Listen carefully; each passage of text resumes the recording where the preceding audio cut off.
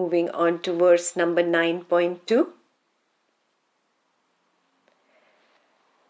Mannil kudam laikunnu kudam mannai rikkeyal adilallade mattunnil adinu uda gumulayam. A pot, when broken, dissolves into earth because it is of earth that it is made.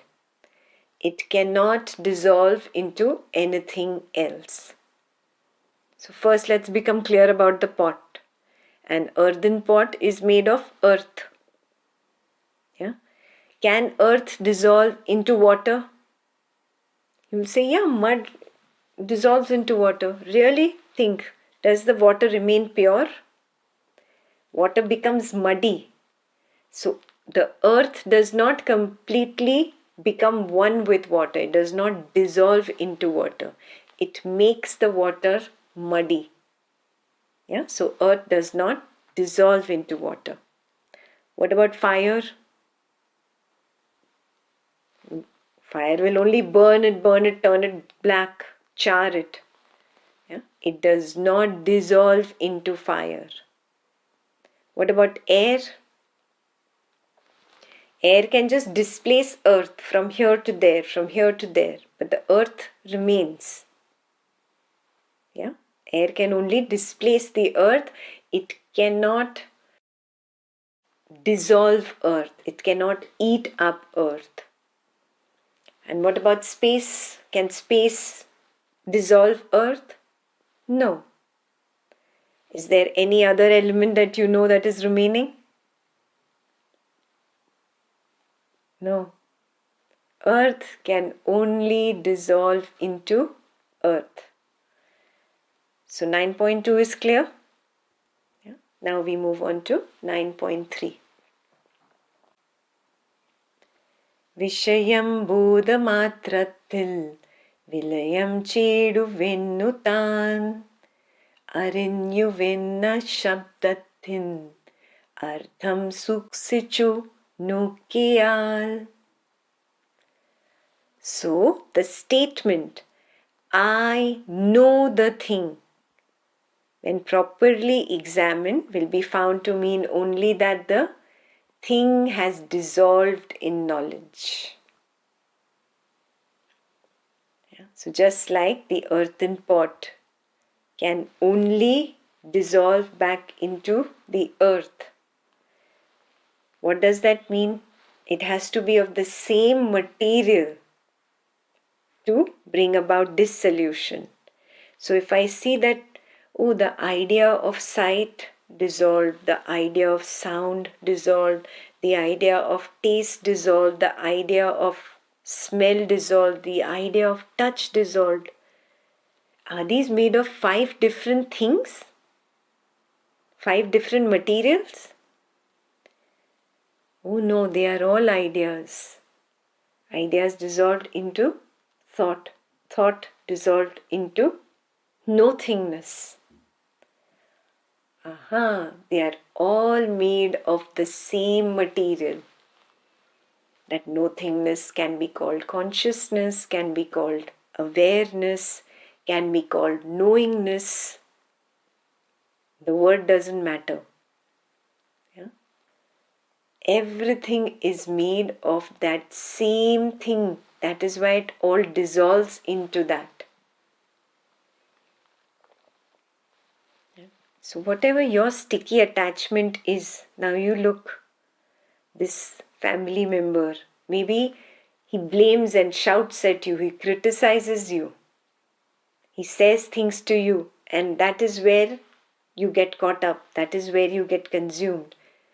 Look carefully, the sound of this family member, words are nothing but sound, criticism is nothing but sound. The sound of this family member dissolved into an idea, and that idea dissolved into nothingness or into knowledge or into consciousness, then it must be made of knowledge or consciousness to begin with. That is where it has come out from. That is why it can go back to that only. Earth has come out from earth. The earthen pot has come out from earth. It cannot go back into water. It has to go back to earth only. So, if I can constantly see that his words become ideas, ideas dissolve into this awareness, this nothingness, that is what it must be originally made of. Yeah? If lust arises in you, there's the sensation of wanting to be close to this person, this family member. Again, observe, isn't that touch only an idea? Only a thought? And didn't that idea, that thought dissolve into knowledge? That knowledge dissolved into nothingness? That is what it is originally made of.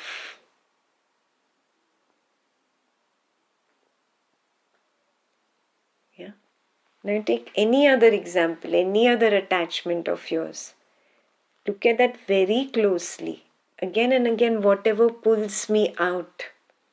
Somebody's criticism, somebody's blame, somebody's lustful thought for somebody, or maybe food still is there for some of us. Whatever smell, whatever pulls you out. Your family member is not made of anything other than perception of sight, sound, smell, taste, touch. You have put a story about these 5 perceptions together and created this perception. There is no 6th factor other than sight, sound, taste, touch, smell. This parent, this spouse, this child, this sibling, this friend, this boyfriend, girlfriend. Nothing but an idea. And that idea is nothing but nothingness, consciousness, awareness. Yeah. Once you start applying it, then things will become very easy. You'll be able to understand what Atmananda is saying in verse 4, 5, 6. They are actually like a long paragraph, so we'll do it together. காணலும் கேள்களும் மட்டும் கிரியானாமங்களாகிலாம் ஆவையும் விலையீ சிட்டா நரின் என்னொரு சேவத்தும் ஆதினால் அறிவின்னுள்ளா தத்தானோக்குன்னதாகிலோ ക്രിയാ കൊണ്ടുള്ളവായ്വെന്നു നാമമല്ലെന്നു കണ്ടിതാം അറിയുനെന്നൂറിക്കുന്ന ദാഗയാൽ തെറ്റു തന്നെയാം ശരിയായി പരവന്നുള്ള ദാരിവകുന്നു വെന്നുദാൻ. 9.4 Conceding that seeing and hearing are functions, it is only after the cessation of these functions that one can say one has known.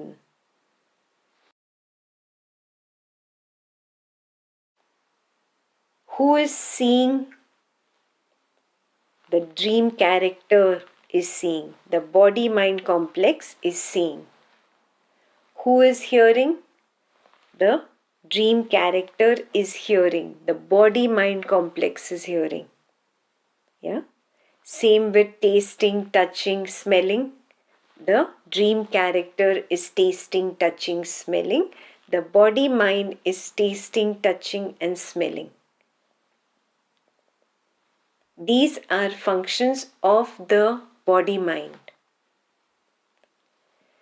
Does the body-mind know? Who is knowing? Where is knowing happening? One level beyond the mind. At the witness level, I can see, aha, The dreamer, when he becomes a little awake in his dream, lucid dreaming, he recognizes, I am dreaming. I am knowing that the dream character is doing this. I am knowing that the dream character is doing that. I am knowing the dream character is hearing. I know the dream character is seeing. I know the dream character is touching, tasting, smelling. So, where does knowing happen? Knowing happens at the level of the witness. Doing happens at the level of the dream character. Yeah? So, seeing, smelling, tasting, touching, hearing are functions. Knowing happens after the cessation of the function. After I complete seeing, I can say, I know what is there. After Ekta completes her sentence, then I can say, I know what she said. The hearing function has to become complete. Then knowing happens. Yeah, so that is the first line. Conceding. Conceding means agreeing. We agree that seeing and hearing are functions. Conceding that seeing and hearing are functions. It is only after the cessation of these functions that one can say one has known. Clear?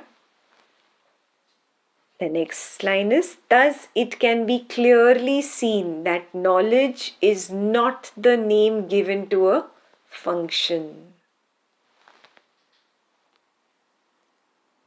Do you get it?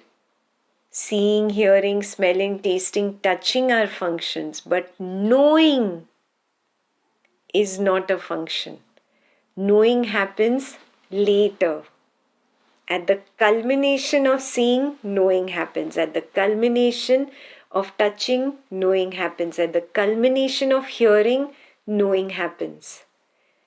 Yes? So now it's very important that we don't just intellectually understand this. Experientially start recognizing it moment to moment. First, there is hearing happening. Hearing is happening at the body-mind level. Knowing happens at the culmination of the hearing. Yeah, so knowing happens at the witness level. Knowing does not happen at the body-mind level. Again, we read these two verses together.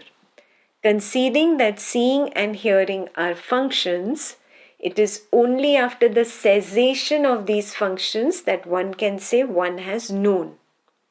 Thus, it can be clearly seen that knowledge is not the name given to a function. So far clear? It is therefore wrong to say, I know it, because here knowing denotes a function. What ought properly to be said is, it has become knowledge.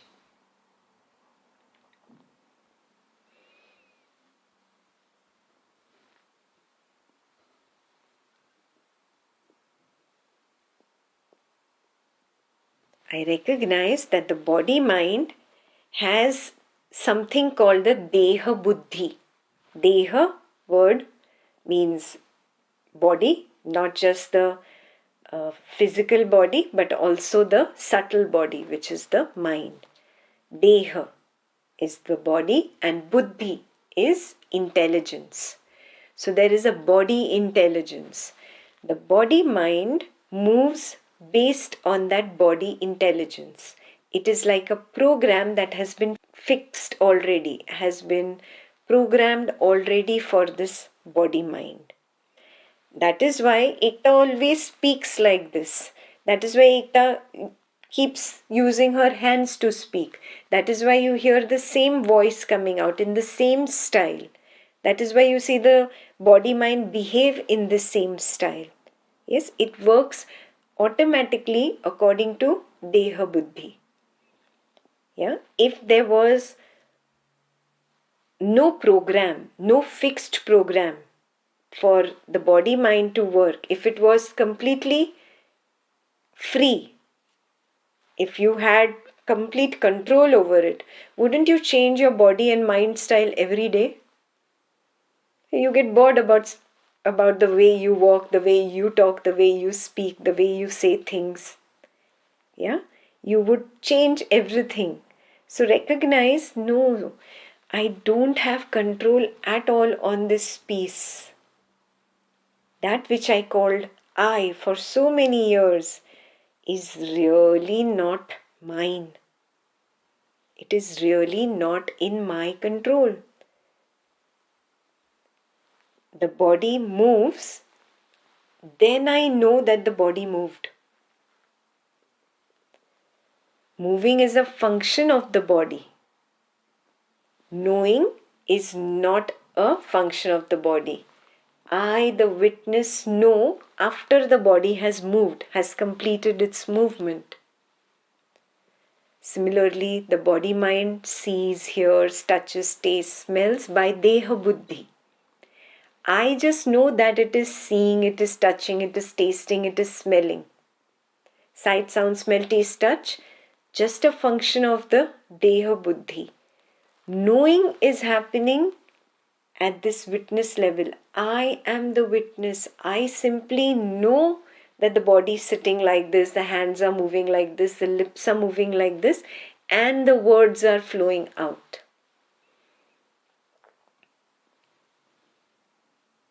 I, the witness, knew after all this function completed. Yeah. Now, the difficult parts for an Advaitin is what about speaking and thinking? I understand body moves and it looks like this, it behaves like this. The body mind speaks by Deha Buddhi. You feel that, oh, I need to be aware while speaking. What is the meaning of I need to be aware while speaking? So I, the witness, need to be a witness and know that the body mind speaks on its own. That is the real meaning. That is the full sentence. I, the witness, remain as the witness and recognize, oh, the speech is just flowing out of the body mind according to a pre-program. Yeah. Similarly, the mind thinks by Deha Buddhi.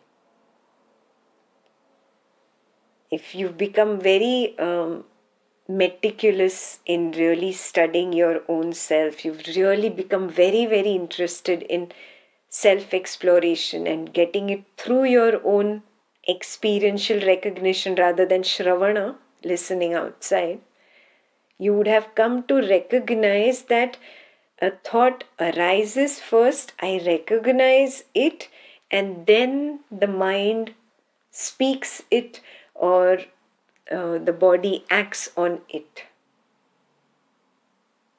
You would have started recognizing that that thought also arose of its own accord. I just knew that this thought arose, and then I saw that thought getting converted into speech or into action.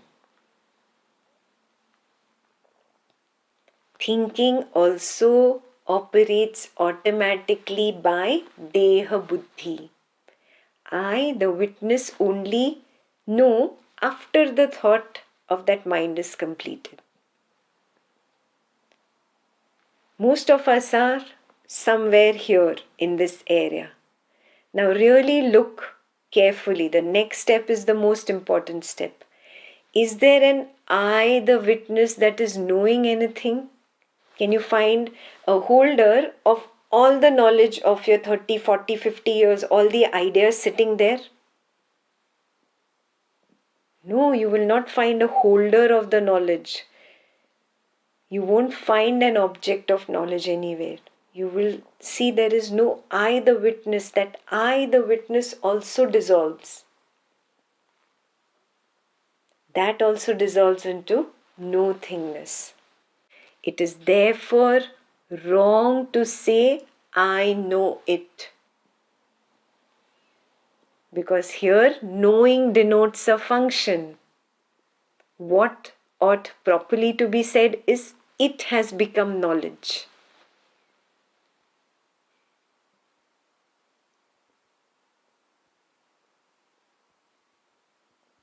Are you seeing what I'm saying? Everything is simply knowledge.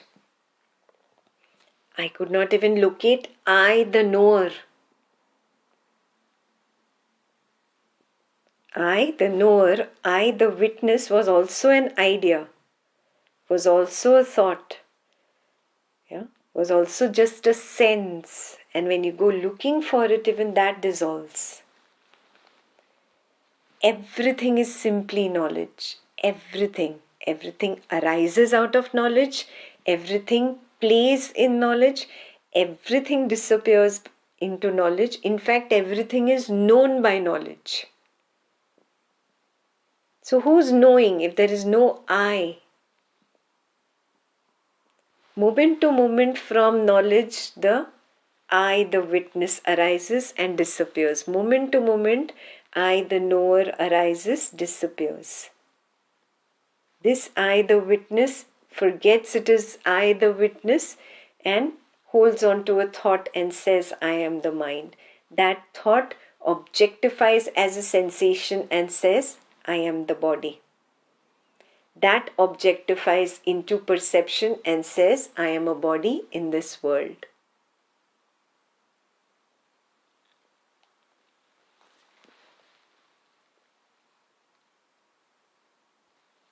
Yes. That brings us to the last verse, 9.7. Idil buddhi yurachennal sthidi marunna samshayam vishwa vibrandiyum tirum samsara bandhavum. When one's mind is fully satisfied regarding the truth thus expounded, a complete change of attitude will ensue. So if you've recognized, Atmananda has step by step built on all that he has taught you through all the chapters till now. And if you see it as a complete picture and work on the complete picture, then a complete attitude change will occur.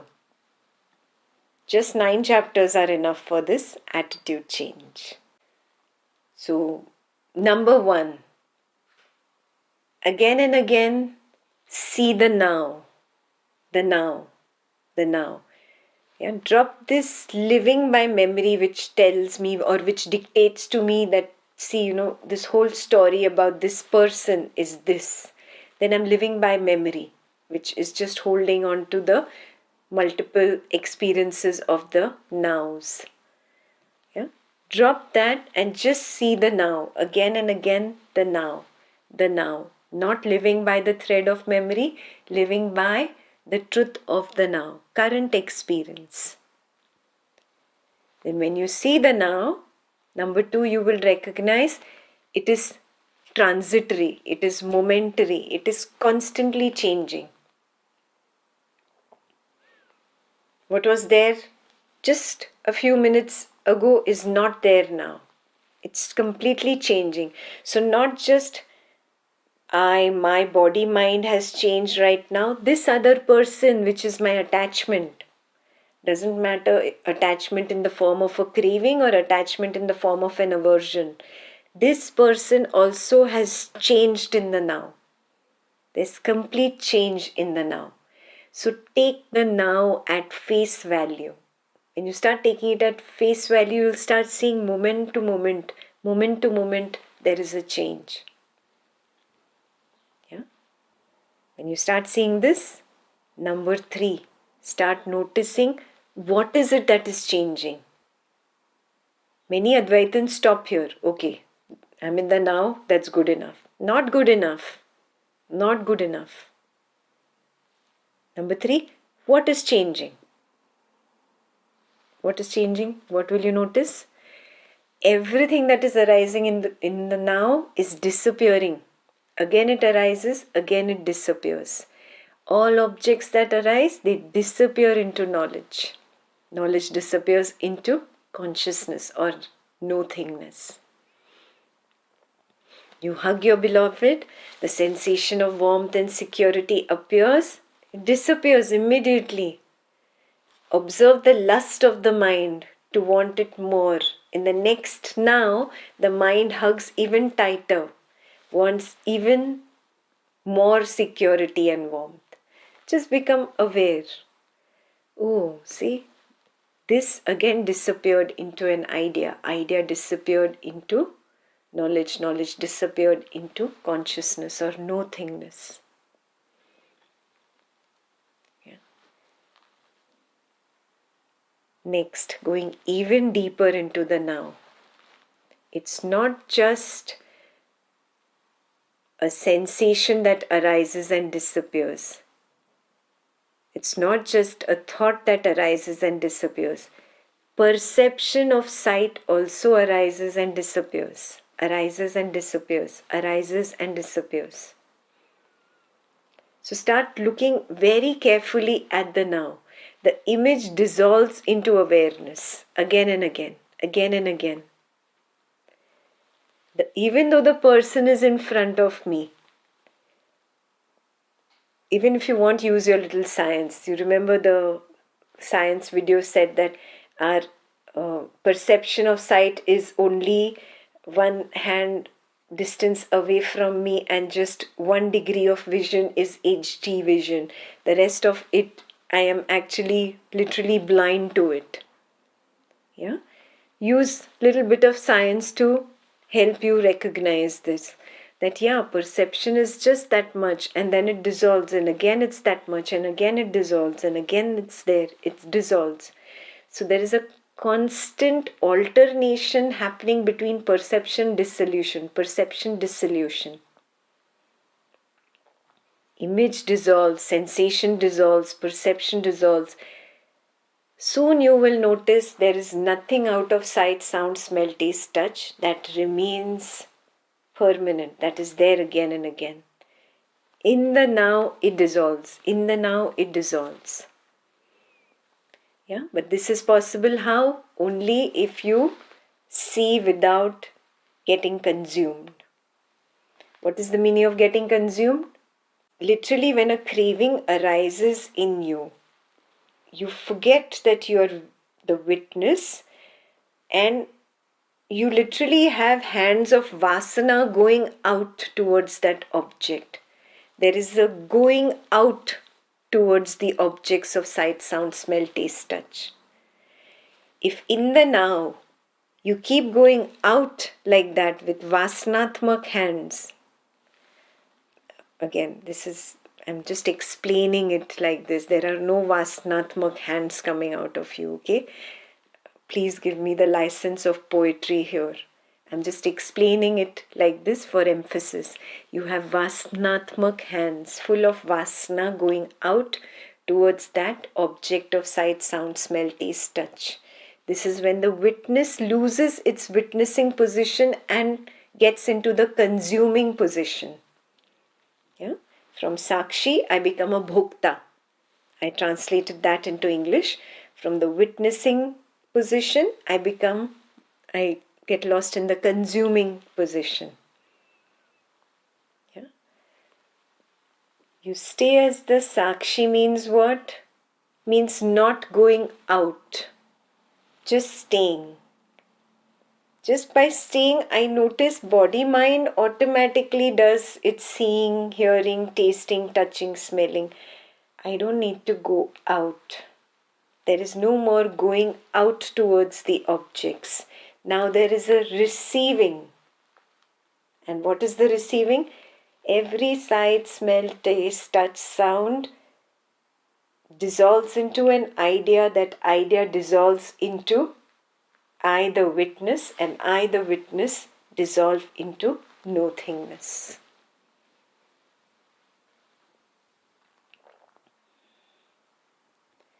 So only if you can be in the moment, be in the now, like this, without judging, without analyzing, without criticizing, without getting into the vasana, without going out, just staying here. Then it is called seeing. This is the way it is described in the scriptures as the third eye opens up. There is no real third eye opening up here in the forehead. It's only, again, poetry, poetic license. This is the meaning of that I see without losing my sakshi position, witnessing position. Only if you see in silence will you be able to do those 3 points that I told you. Yeah? Number 1, the now. Recognize the now. Be in the now. 2, you'll start seeing the now changes moment to moment, moment to moment, moment to moment. 3, what is changing in the now? Whatever is arising in the now is disappearing into knowledge, knowledge into nothingness. It arises also out of there. Maybe I cannot see it, but at least I can see the disappearing. That's good enough. When you start seeing this moment to moment, you will notice your attachments start reducing, thinning down, thinning down.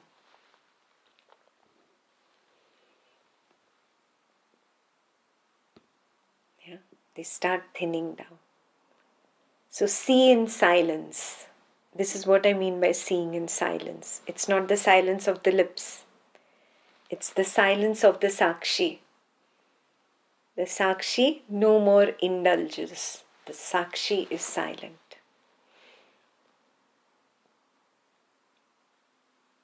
Now when you start seeing this in silence, you will actually understand what is the mechanism. Yeah? What is the mechanism? There is the gap between two thoughts. That is where the thought disappears. There is a gap between two perceptions. That is where the perception disappears. Everything is an idea which disappears into the gap.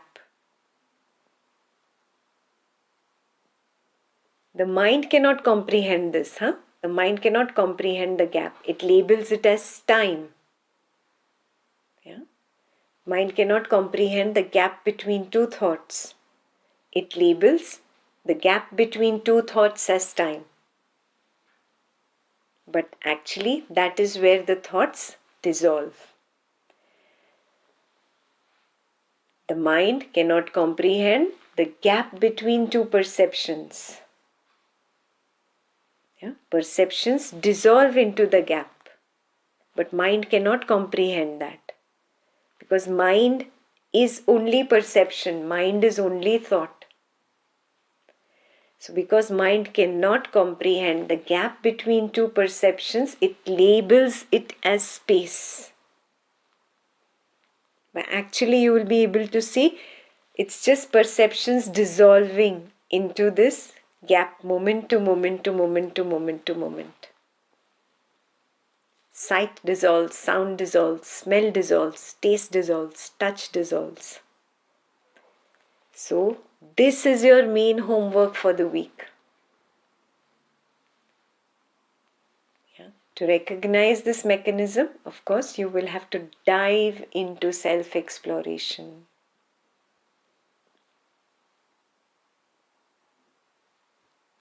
There is nothing other than consciousness.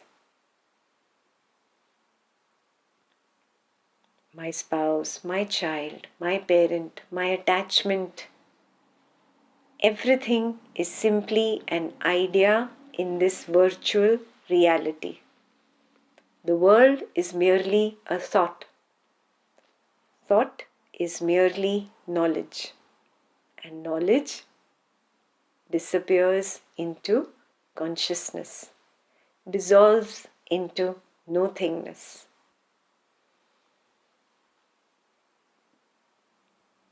Obviously, if it dissolves into nothingness, it must have arisen from there. Yeah? Explore, explore.